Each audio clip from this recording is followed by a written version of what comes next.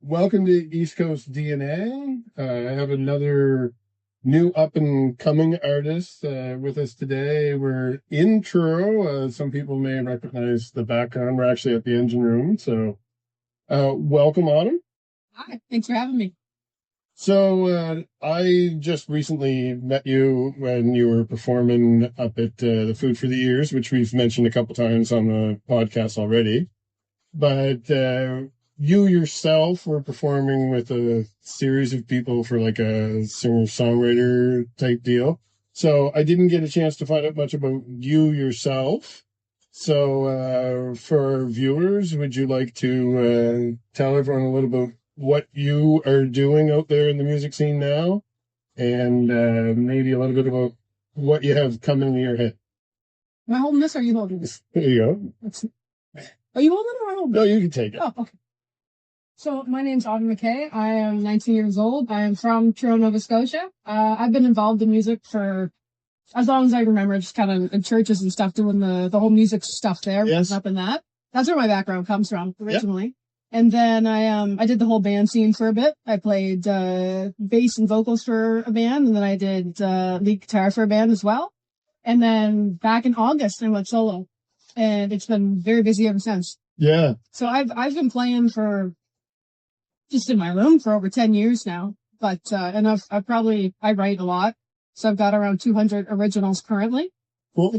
I usually about 3 a week, I'd say. That doesn't mean they're all good. Yeah. That means they're there. The consistency matters. Yes, yeah. So some are good, some are bad, but it's just having them is great. But yeah, so I've been going solo since August and coming up on a year here shortly. How long was it that you said that you performed with the full band?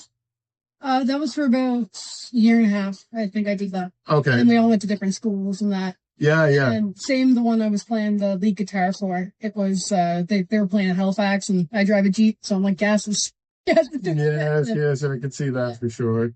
That's one of the things that definitely I have in common with some of the musicians is that the mileage, it adds up. None of it's in Halifax. Yeah. Yeah. So it's hard to, Truro's a perfect spot for us to kind of have in the middle. So it's convenient that you happen to be based in this area right now. All right. Yeah. So you mentioned that you've been quite busy since you went solo, which I can imagine there's a lot of opportunities specifically in this area, but also in Halifax, which you're well connected to now. So I am curious, before we dive too much into your solo career specifically, for yourself, being that you've done a little bit of both, what did you find is like the biggest difference between being in a band and performing solo? Negative or positive, pros and cons type deal. Okay. Well, I really enjoyed playing in a band. I love being able to I don't want to say bounce off ideas off other people, but just playing in a group setting. I love that. I mean, I still go to jams. Yeah. Usually every weekend or so, there's like folk jams, the bluegrass jams and stuff. You get a lot of cool looks from that. But I like playing with other people, but when it comes to buckling down and doing my own stuff, I like the creative freedom of not having to rely on others. Yeah. If that makes sense. It can be good and bad, but I basically said the same thing. But it's give and take. Yeah. I think I really enjoyed playing in a band, and the people I played with were all great, but I really like going solo and only having to rely on me and the people I'm booking with. Yeah. I could definitely relate the freedom of being able to do it your way when you're ready. And you don't have to split the money. Yes. Yes. Who said that? We do know that there's not a lot of that floating around either. So that is definitely something that's a concern for everybody. So I think most people that are, maybe not everyone that's in a band, but at least most of the front people in bands have some type of variation of a duo or solo gig off to the side that they do as well for that specific reason. And now, when you play in the Truro area, I'm familiar with quite a few venues up here because of my proximity to the area. I do know that we've had a few that we've lost more recently as far as venues that you could perform at.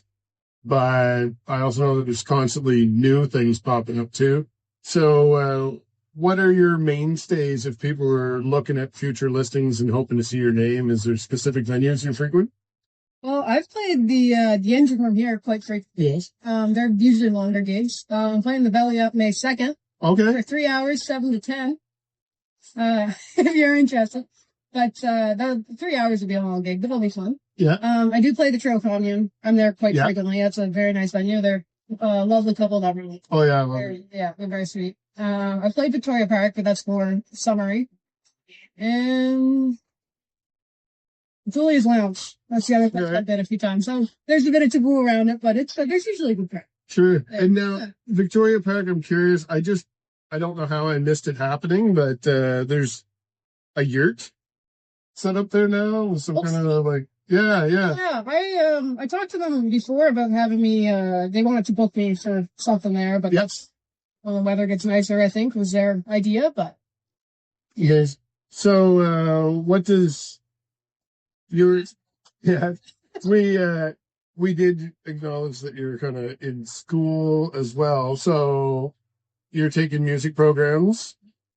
No. no. Okay. So this is what I'm going to give you a two-parter question. One is, what is it that you're taking in school, if you don't mind sharing? And then the second part is, when you wrap up your school year, what's next for you? Are you diving into the music side for a while? Are you pursuing like a full-time career in something else? Or give us a little idea. So I am a criminal justice student. This is my second year. I graduate this year. And I'm looking into full-time law enforcement, but I would still love to do music on the side like I'm doing right now. I'm doing school, I still keep social life and all that, and then I do music on the side. Yeah. So that's what I plan on doing. If music took off, that's plan A, but plan B is to have a stable side gig.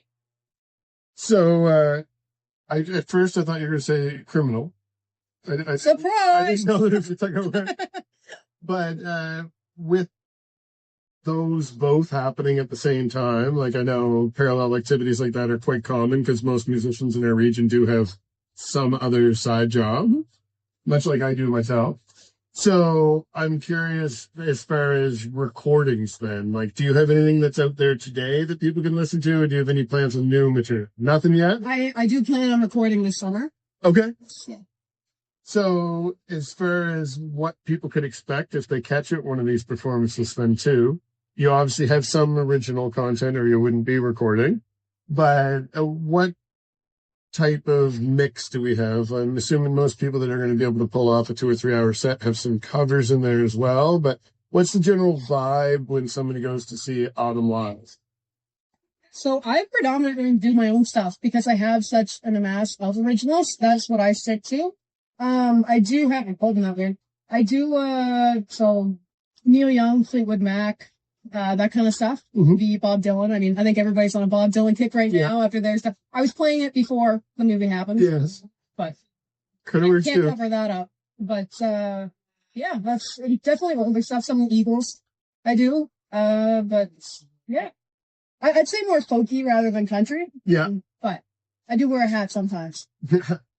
So we talked a little bit about the fact that you've been performing for like a decade. You've been writing songs and building up a whole repertoire, and you can already do a good 2-3 hour set. So a lot of artists, that takes them a long time to get to that point. So you're kind of ahead of the game. But as far as developing in the next steps, like you said, you have some recordings coming up. So what is kind of your game plan for the next couple of years? Well, when I start releasing, I think I'm going to get in contact with East Coast DNA, if you know them. Yeah. And and get some content and stuff out there because social media is a huge part of it. So I'm, like we talked about before, I'm currently in college and I'm just getting out of college. Once I get a decent paying job, I would like to do better established music than what I can afford right now. So being a college student, I'd be putting out like live acoustic stuff would be like more what it's in my pay range right now. So it's, I know once I get a better, stabler income coming in my way, I would like to do a much better produced music. And I am looking at getting stuff out now, but I don't think it's necessarily as developed as I want. Sure, that makes sense. So I definitely think that anyone that's watching this, that you're new to them as well, they should be keeping an eye out for you online. Instagram's probably the best place to be following you. Autumn Mackay. And we'll keep a look for you on Facebook as well. And when you are releasing material, definitely circle back to us and we'll do a little feature. At very minimum, we'll get a post out there to people and let them know what's going on. And I think probably a few people that are out there watching too, if I'm thinking of the right people, they're probably watching these episodes too. And some of them write grants. So if there's any grant writers out there that know how to get Autumn in the studio a little earlier, she's got a whole boatload of songs there ready to go. So we'll see if there's any bites from that. But if not, we'll be talking to you in the very near future and we'll get you back on. So thanks again. And let's see if we can catch our friends here before it gets too loud. Thanks, everyone. Thank you.